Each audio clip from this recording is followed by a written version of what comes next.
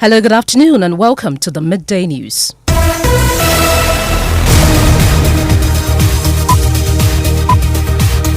The news is live on Joy 99.7 FM and Hits 103.9 FM here in Accra.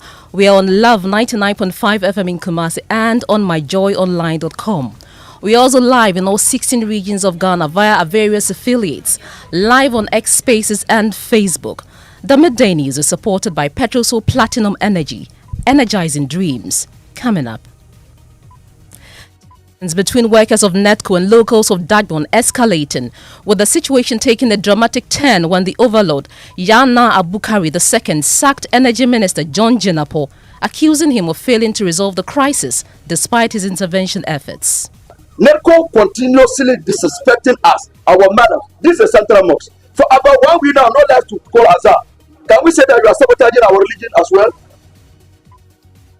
Drivers excited about 20% transport fare increment by GRTCC, a stance rejected by their mother union, the GPRTU. I am happy about the proposed increment because I spend a lot on fuel and spare parts and I do not make a lot of profit. Must increase very high. Yes, because the drivers gain that. Also coming up, government to cover some key costs of cocoa expenses for farmers despite price increase in producer price. Apart from the 62%, farmers are going to receive no subsidy. Free fertilizer will be given, free input in terms of agrochemicals will be given to them. The wards of the farmers are going to get scholarship. We have details as cocoa farmers threaten to demonstrate next Monday. They should fasten their belt and then they should reduce their salary. 10% to add up to the cocoa farmers our price. So that at the end of the day, the farmers that they are agitating that they want to go on demonstration, which is this Monday. In sports. Well, former Ghana Football Association President Dr. Nahul Tamaklo has warned the association against its plans to extend the term limits of its presidents. And for Climate Focus today, we look at how Bogatanga cyclist James Kumbeni rise to promote clean energy and green mobility. We are encouraging more people to ride bicycles as their means of transport. In that, we are hoping to cut down carbon emissions. These and more with me, Ofori. This is Joy News, independent, fearless and credible.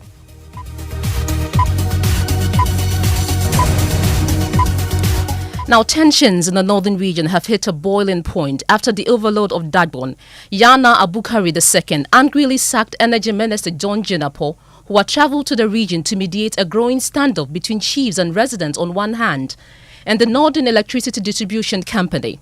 The Dagbon king accused the minister of ignoring royal directives and failing to address key grievances. Now, at the heart of the tension is NETCO's aggressive clampdown on power theft in Tamale and Yendi, areas responsible for the bulk of electricity losses in the region, and a controversial internal reshuffle involving a local candidate, Martin Sulemana. The minister was briefed when he made the stop at the Gupena Na Palace. Now, listen to the spokesperson for the Gupena Na, Chief Zuhientihu Na Al Hassan, list a number of issues fueling the tension. Mr. Minister, they told you that the night out is coincident or by mistake. It's not by mistake. One guy came and removed the fuse. He cannot be in town and be disrespecting our chiefs. In his hometown, he also has chiefs. So when they told you that we are beating them, they beat our own too. Never workers to beat one of our boys. So we are fighting. So because we see the cars here, and Yana ordered that we should give Mbazachi should tell the children, the youth, so that we'll give the vehicle to them. We'll call the police. The police came here. Till now, 1 week or 2 weeks now, the whole area we don't have lights. Central market, everywhere, no lights. So that our people will see that we are being stupid. It's our ignorance or our stupidity that have caused us like us. NETCO continuously disrespecting us, our madam. This is a central mosque. For about 1 week now, not left to call Azar. Can we say that you are sabotaging our religion as well? Mr. Minister, we are told that Mr. Yamua is a card-bearing member of MPP. It's a dues-paying member of MPP. That he got the opportunity to become the MD NETCO in Northern Region because of your brother, John Abujinapo. But there cannot be smoke without fire. So if we suffer for NDC, We suffer for the party, and the party has come to power. And this is the reward we will have as NDC members. We are disappointed.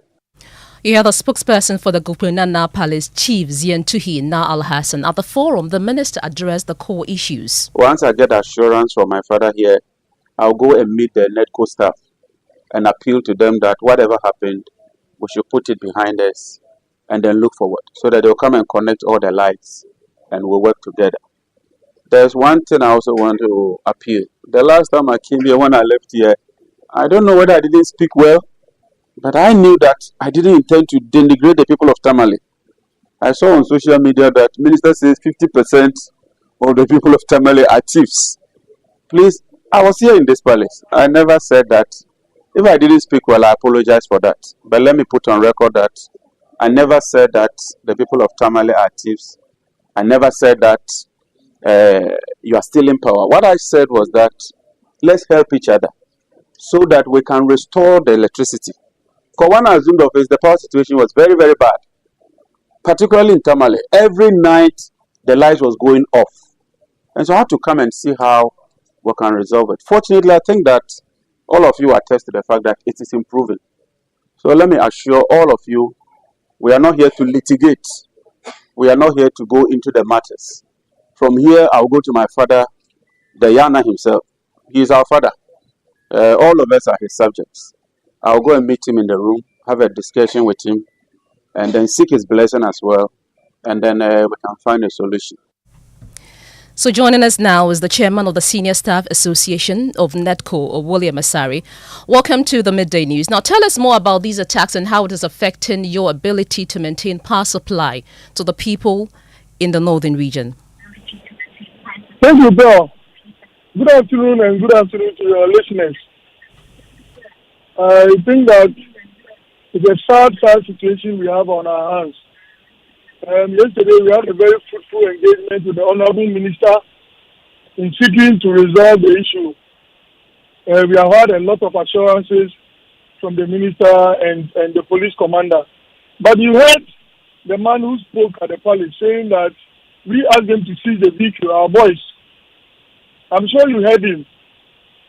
So an innocent staff who is doing his work, who has nothing to do with all the things that they are talking about, who has left his family to come and look for daily bread, should be beat. Yesterday, the affected staff spoke to the minister. One of my colleagues had a knife cut on his stomach, knife cut. But for the jacket he was wearing, he would have been reporting something else. So it's a sad situation listening to the way things are going. But as staff, we responded to the call by the minister who appealed to us. Against all odds, we restored power to the palace last night after 10:30 p.m. So that was a sign of good faith from us in response to the appeal by the honourable minister. Very well, William, but when are you returning to work? You earlier withdrew all field services. When are you likely to return to work? So we have had a meeting as staff to review the situation, and we'll be communicating the outcome very soon. William Asari is the chairman of the Senior Staff Association of NEDCO. Now, in the next 2 days, you would either be paying your regular fare or a 20% increment for commercial vehicle use, depending on the means of transport available to you. This is because of a disagreement between two transport unions, that's the Ghana Private Road Transport Union and the Ghana Road Transport Coordinating Council, over the decision to increase or maintain fares. The GRTCC announced the 20% increase in transport fares, citing 3 reasons. The GPRTU, which expressed surprise, has refused to collaborate. Emmanuel Jivenu captures the thoughts of the 2 unions in this report. The Ghana Road Transport Coordinating Council says the increment is necessary due to rising spare parts prices, poor road conditions, and an 8% jump in fuel prices following the introduction of a 1 cedi per litre fuel levy. But this time, the announcement came without the endorsement of the Ghana Private Road Transport Union. Stephen Amua is the deputy PRO of the GPRTU. It has never happened that only GRTCC will come out with a communique for transport fares. The union is urging its members to hold off on implementing the new fares until further talks are held with the Transport Ministry and the GTRCC. The Transport Ministry has to invite the GRTCC before the Friday, else it's going to create a lot of confusion. Meanwhile, the GTRCC is not backing down. The council insists it represents a wider group of transport associations beyond the GPRTU. Alhaji Tanko is the acting national chairman of the Ghana Road Transport Coordinating Council. The transport body is not for one man, not the only GPRTUs in the country. Well, we took our microphones to the commercial drivers, many of whom said they fully back the increment. Here are their reasons. The high cost of spare parts and many things is disturbing the transport business. You will get 1 million and buy a pass 10 million. Why is it not disturbing you? It must increase very high because the drivers gain that. I'm happy. First, I am happy about the proposed increment because I spend a lot on fuel and spare parts and I do not make a lot of profit. This new government reduced the fares, but we did not see much improvement in our trade. So I'm happy with the increment. The continue of increase the petrol.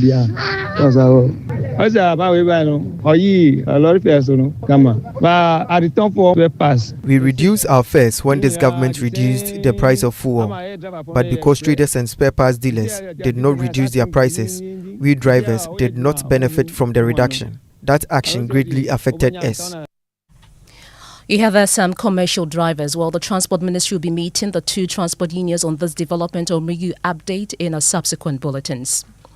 Now, the Ministry of Fisheries and Aquaculture Development says a comprehensive audit of all activities of London beach committees is currently underway, covering operations between 2017 and 2024, warning that any wrongdoing will be punished. According to the sector minister, this is aimed at uncovering any financial mismanagement, especially relating to the distribution and sale of subsidized premix fuel, a scheme that has been marred by allegations of diversion and corruption. The minister was speaking at the Government Accountability Series. A combination of National Security and Premix Secretariat have arrested a hairdresser somewhere in the Oti region, and all she does is to sell premix illegally. So when it is supplied, then they go through whatever conduits, she gets her share and she sells. She's sitting at her hairdressing or dressmaking salon and she's selling premix. Those are the problems that we have to address, and that is what we are working at dealing with, hence this particular action. But also the other thing that we are doing, and I intimated in my speech, is a premix automation outlets, which then has a tracking system from when it leaves from Tema to the landing beach. And the system is automated. Your canoe is registered to it. You have a card. You use the card to get your premix fuel. So then all those excesses and all those smuggling probably will stop. Well, she also says work is underway to operationalize the Jamestown Fishing Harbour. Cabinet has taken a decision that the two of us, because you see, the ministry is responsible for fish and everything fish, but the Ministry of Transport is responsible for the infrastructure, the harbour, the port, you know what I'm saying? So the two of us are working together to, as soon as possible, operationalize Jamestown fishing harbour. Well, the minister has also been talking about an observer who went missing aboard a fishing vessel. Listen. We have met with the family.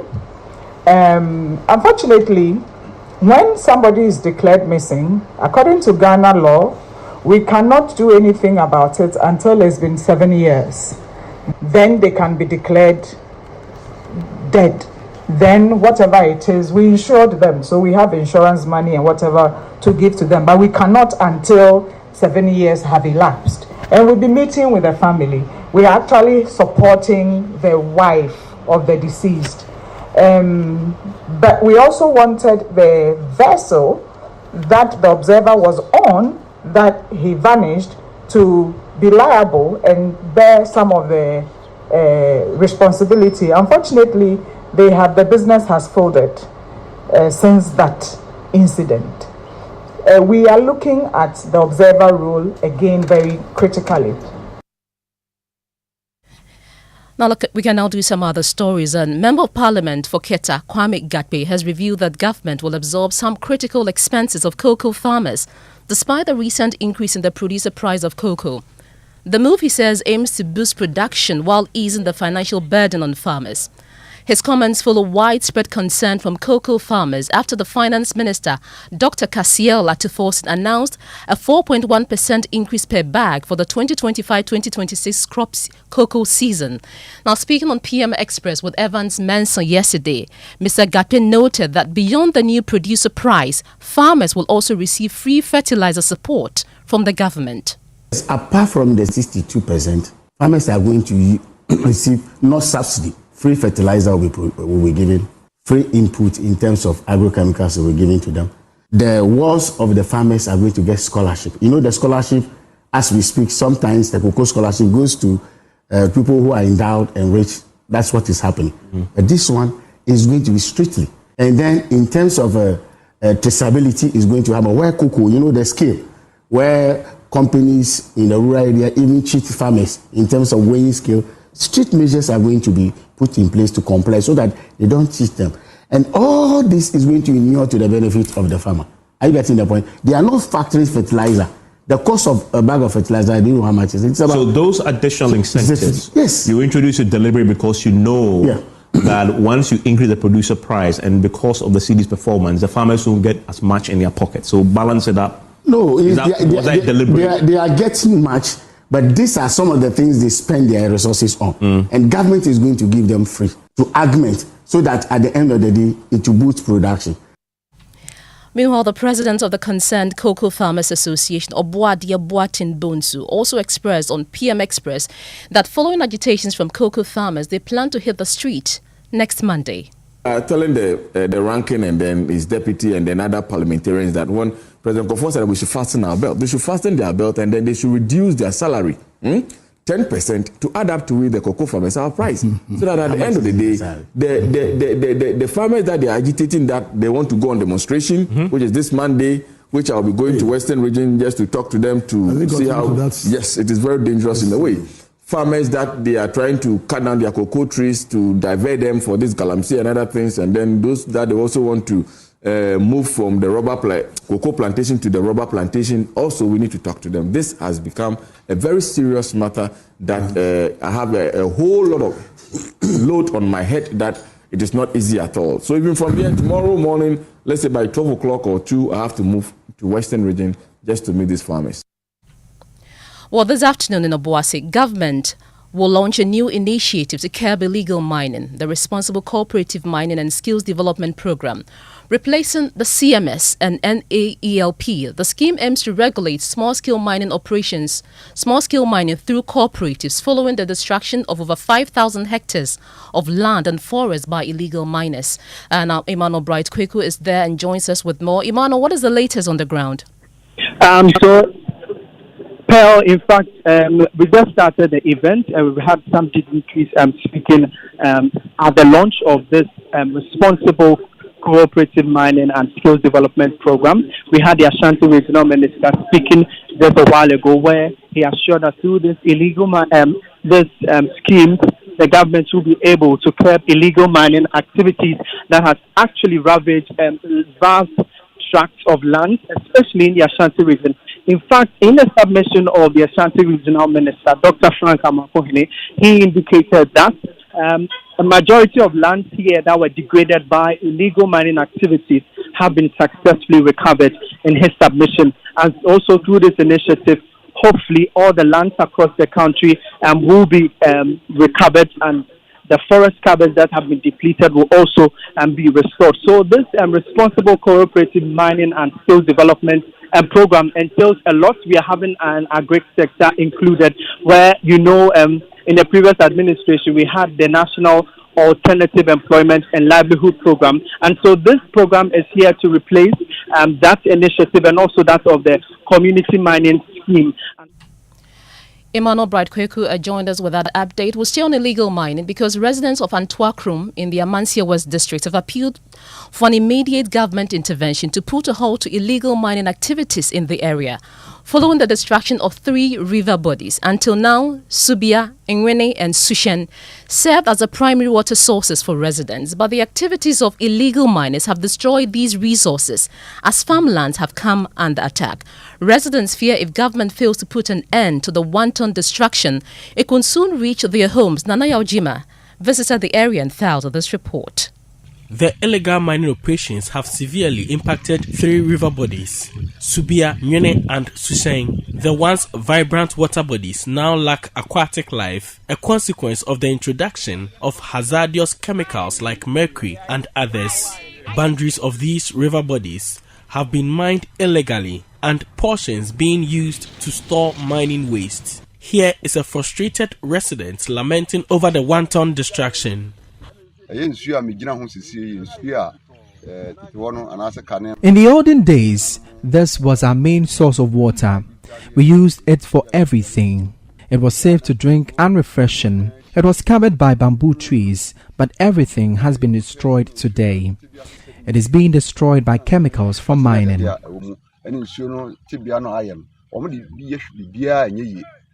Cocoa crops are also being attacked, causing many families to lose their livelihoods. Families are losing inheritance as a result of the illegality.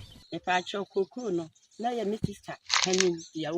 cocoa farm was owned by my sister. It was passed to me when my sister fell ill. We were able to get at least 10 bags in a day of low yields. It took care of the family and even paid school fees of our kids. My sister, who is now bedridden, depends on it. We lost all in one day. We couldn't have sold our livelihoods to one individual.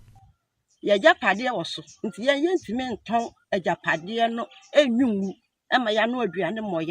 presence of illegal miners has left multiple uncovered mined pits scattered across the community, threatening the lives of residents. Residents of Antwerp want government to intervene in halting the illegality. For Joy News, Nana Yaojima reporting.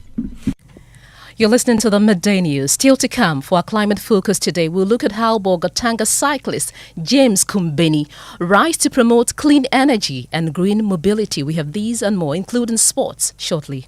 We are encouraging more people to ride bicycles as their means of transport. In that, we are hoping to cut down carbon emissions.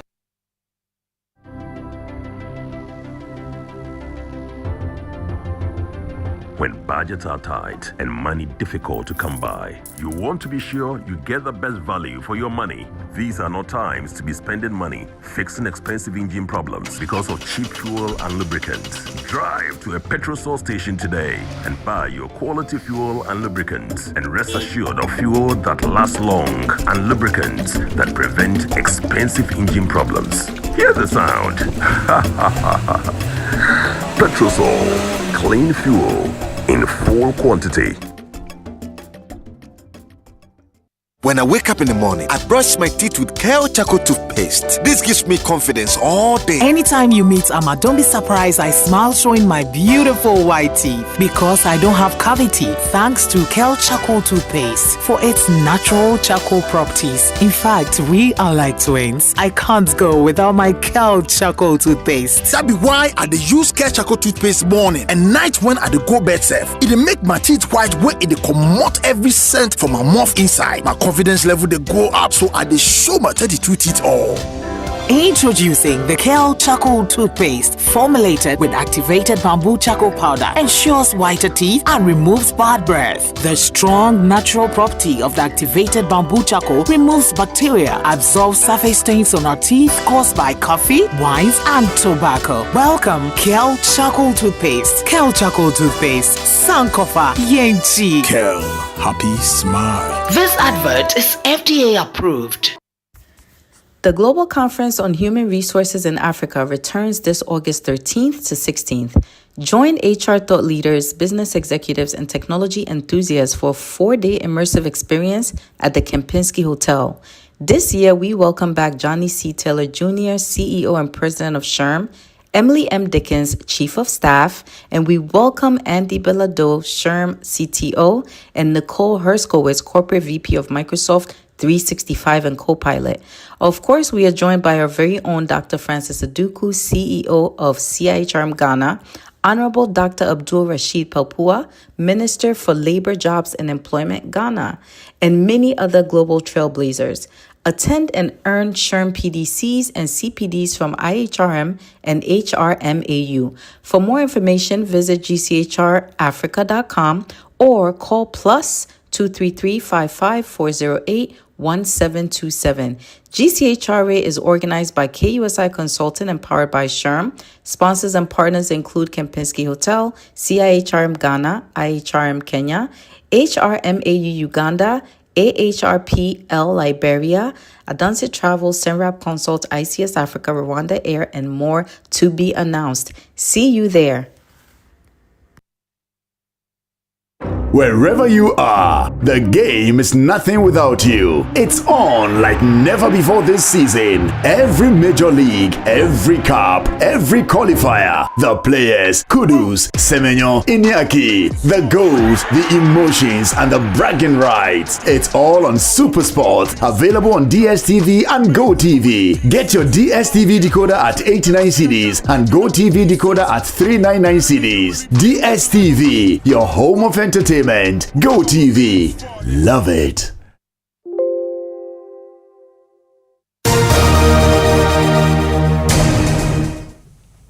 You're welcome back to the Midday News. Achu Tamaklu joins us with the latest in the world of sport. There's something happening at the GFA. Yes, the Ghana Football Association last week secured approval from FIFA to extend the term limit of its president. Currently, the FA's term limit is set at 2, which was introduced by the Normalization Committee in 2019.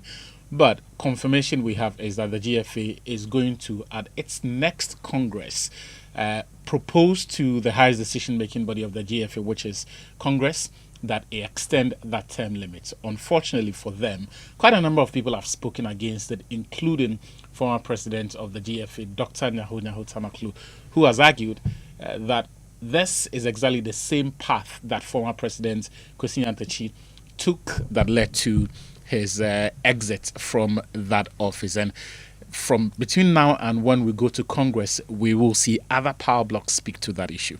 I have further warned that history has repeated itself in several things in this country, and we don't seem to take note of that. And if we are not careful, this can create a big problem, because citing the downfall of the former GFA boss, Kwesi Nyantakyi, my very good friend, I attributed as this particular thing he himself wanted to do would have been part of his downfall. Now, to me, anyone who wants to stay in power perpetually, especially by twisting the constitution to suit their interests, is a danger to the organization and the society.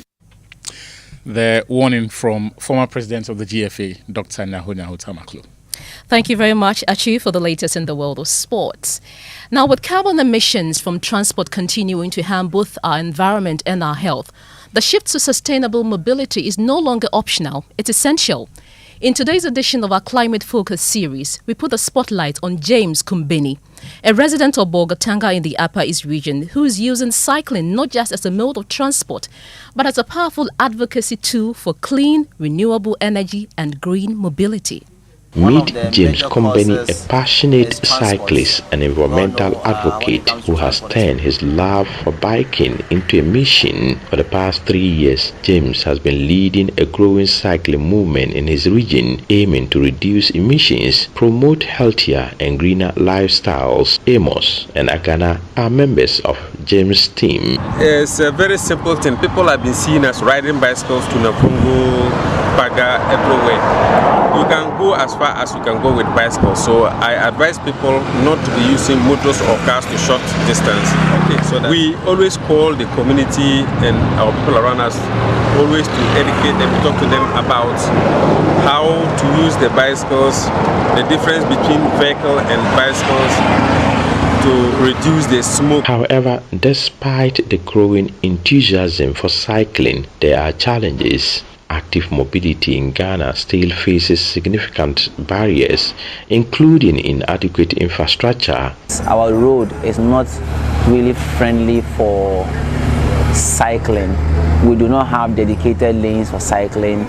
We share the road with other road users, such as these heavy trucks, which cause so much danger to us as cyclists. So it's a big challenge for us. Engineer Dr. Mary Enchi is the head of department at the Environmental Management at the University of Energy and Natural Resources. If we can also design our roads in such a way that we can have avenues prepared for people riding these bicycles, it will be the best way to help us as a country. So the environmental benefits of this cycling, that we will have less vehicles moving on our roads.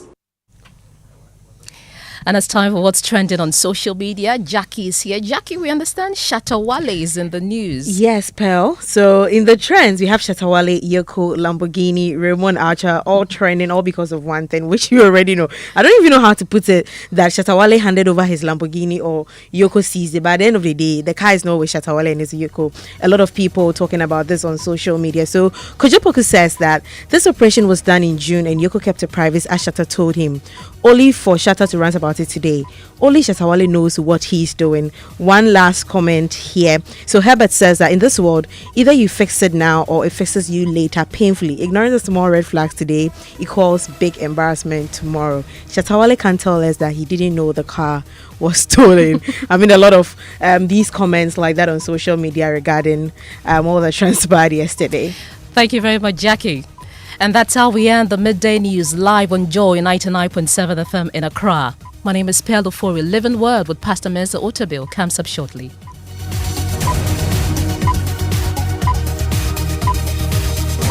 Momo. It has made life happen in lots